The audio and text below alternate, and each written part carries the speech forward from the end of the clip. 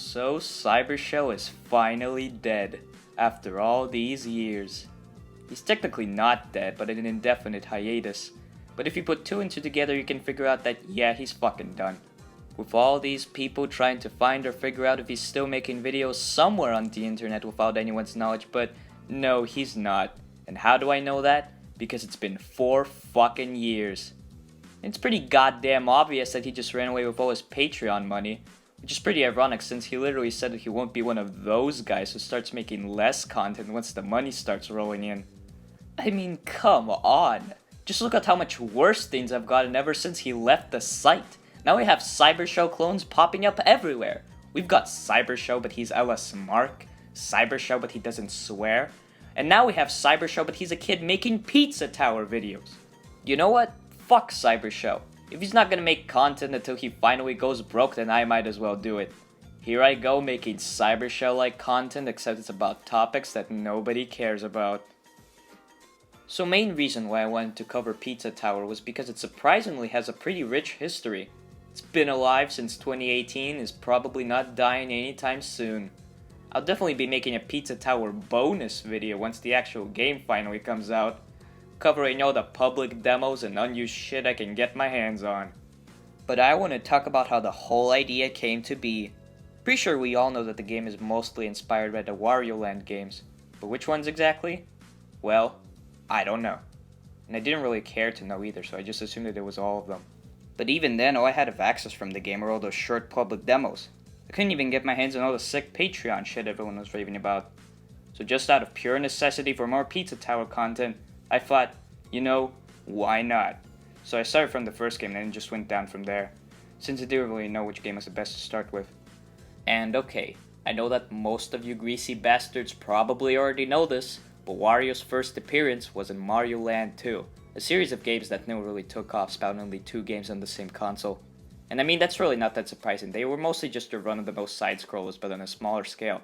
Though the second one did have some unique locations, like a giant toy Mario in the fucking moon. But Wario in the game? Well, he sucks. Sorry to all the fucking purists of Wario in Mario Land 2, but it's just straight up fact. He's literally just a normal-ass villain with a personality of being one too. Eventually changed to a more superior and unique personality later on. God, I just really like Wario. He might just be my favorite Mario character. Second place to Waluigi, of course. He's just a big old dick. Doesn't care about anything or anyone. He just wants to get paid. And you know what? I respect that. But back on topic. First thing that had me wondering when going into Wario Land is, why the hell is his hat different? What? What the fuck? Wait, his normal hat is on the logo of the game. There's 2 different hat styles here. What is going on? Seriously, I've tried searching for this shit everywhere.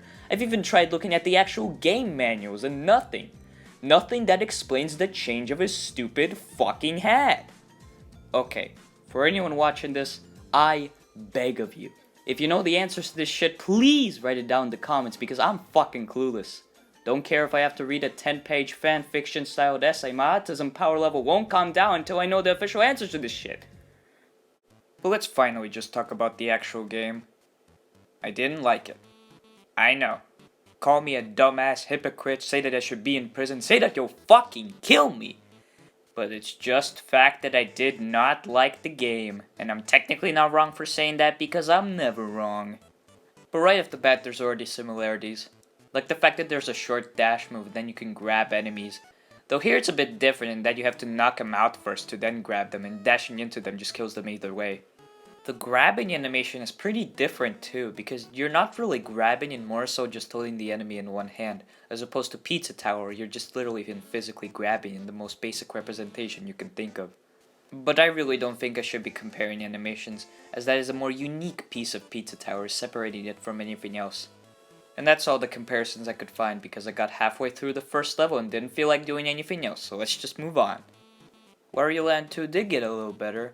Game looks nicer, feels a lot faster, but it's still more so the same shit from before. And there weren't any new comparisons I could make out, so again, I got halfway through and then just stopped. Now in Wario Land 3, I actually got past the first level. But that still really isn't saying much, because the second level had this annoying zombie gimmick which was slow as shit, and I couldn't even figure out where I was supposed to go. Every pathway just led to these annoying frogs that I didn't know what to do with. There were some comparisons I could make out though. First one being that you have to collect a key before finishing a level, which is similar to the second demo of Pizza Tower where you had to collect all the secret toppings to actually progress. This isn't the case anymore in the newer versions though, as the toppings now are just more so just collectibles that boost up your score. Another thing that caught my eye was that Firebutt Wario shares a pretty big resemblance with Bomb Peppino, in more ways than one actually, because the tune that plays when you transform actually appeared in Pizza Tower's early test build, which was supposedly rediscovered in the files of the golf demo. And this really wasn't too surprising because this was probably just test music since back then barely any tracks were made, but it did catch me off guard first time hearing it here. Next comparison is that there's a ball form, which I forgot was even in the game because I used it a total of 1 time in the first level. But I guess it wouldn't have been that useful because you can't even die in these games, which was also prominent in Pizza Tower but only in the versions before the Dragon's Lair was released. Now okay, if I'm gonna be honest, Wario Land 4 is rad as hell. And to prove that, I actually finished the goddamn game. And that's because it was actually decently fluid and fun. A lot like another game I'm pretty sure we all know the name of. Anyway, there's a lot of comparisons here, so let's just start pointing them all out one by one. First, there's a run button. Thank fucking Christ there's finally a run button. Though unfortunately here you're unable to wall jump or run on walls, or do that super cool flying move, which I heard wasn't even a reference to the Wario games but to something else entirely. There's a pizza time mechanic present, which is a delight as always. There's secret rooms which no doubt share a resemblance, with their own set of music and trippy as hell designs. Though here they're actually a lot more difficult. I'm pretty sure I was only able to finish at least 2 first time playing through the game. All the different forms are obviously very much similar, like the stamped form being Pizza Box Peppino, although without the whole gliding thing, or Bat Wario being the ghost form, and of course the ball and Firebutt forms are still present.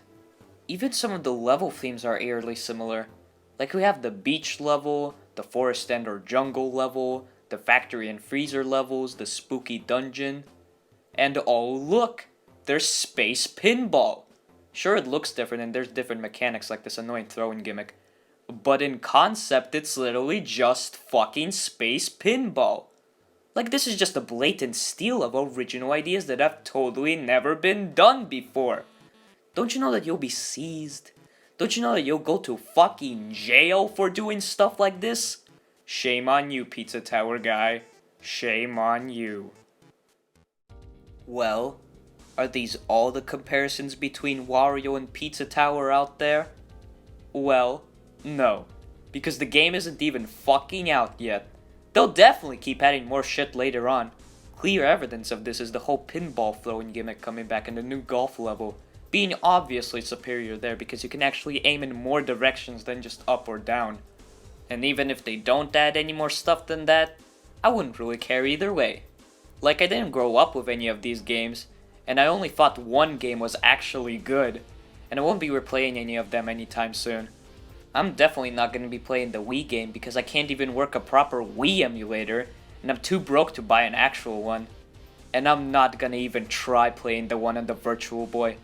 I mean, just look at this. All this will do is give me permanent brain damage, and I already have brain damage. But the point is that Pizza Tower is probably better than all of them, and that is just straight up fact. Now I'd like to thank all of my patrons. Just kidding. Unlike Cybershell, I'm not a complete fucking sellout, so I'll never leave. But on one condition though, I don't have an upload schedule, so I'll make content whenever the fuck I feel like it. But I'll definitely be covering new Pizza Tower stuff whenever that comes out, be it a new public demo and or Patreon demo. I'll be covering it straight away without hesitation.